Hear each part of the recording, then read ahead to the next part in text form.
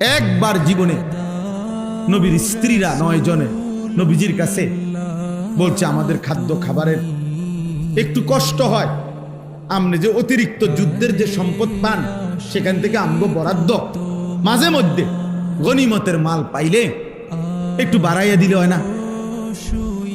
এই কথাটা একবার জীবনে বলছে রাসূলুল্লাহ সাল্লাল্লাহু আলাইহি ওয়াসাল্লামের স্ত্রীরা 9 জন।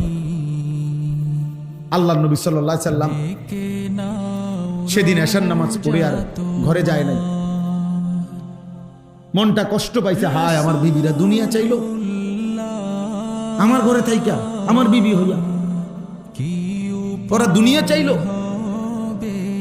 তো মন খারাপ করে যখন তিনি মসজিদে বসে আছেন, এশার নামাজের উপরে ঘরে যাচ্ছে না হুজরায়, তো আল্লাহ তাআলা বলছে, বন্ধু, ইয়া আইয়ুহান নাবিয়্যু কুল লিআজওয়াজিকা ইন কুনতুন্না তুরিদনাল হায়াতাদ দুনিয়া ওয়া যিনাতাহা ফাতাআলাইনা উমাত্তিউকুন্না ওয়া উসাররিহুকুন্না সারাহান জামিলা। আপনি যান, ঘরে যান, মন খারাপ করেন না।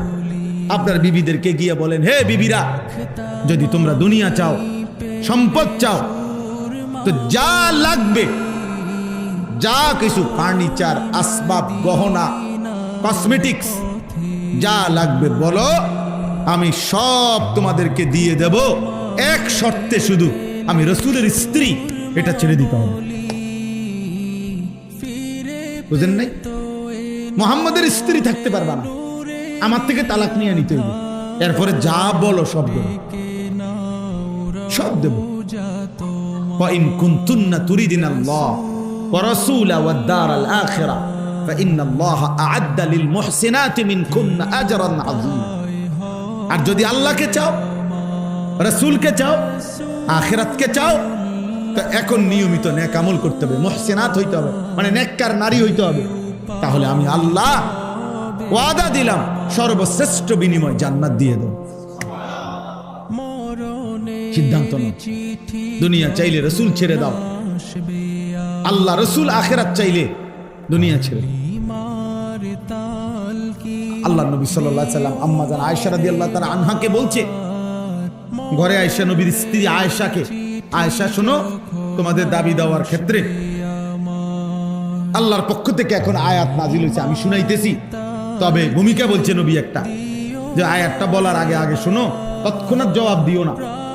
তুমি বাকি 8 জনের লগে মিটিং করো, মশওয়ারা করো, পরামর্শ করো, প্রয়োজনে তোমরা তোমাদের বাড়িতে যাও, যাইয়া তোমাদের আব্বা মা, ওই ছেলে ওই দিক দিয়ে জায়গা আছে তো বাবা, ওই দেখো, ওই দরজাটা দিয়ে ঢোকো, তুমি আও বাপ, এদের ঢুকে শোনো কতক্ষণ।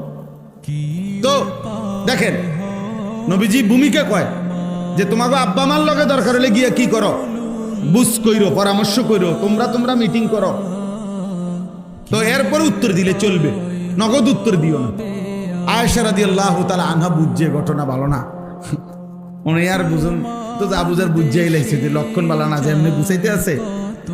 তো বলতেছি, ইয়া রাসূলুল্লাহ, কারে কারে জিগামু এটা পরে, আগে আয়াত বলেন, মানে আল্লাহ কি নাজিল করছে এইটা না আগে কইবে, পরামর্শ তো কার লগে করবে সেটা আমি বুঝুন, আপনি আগে বলেন কি ঘটনা, কি আয়াত না কইবেন আগে।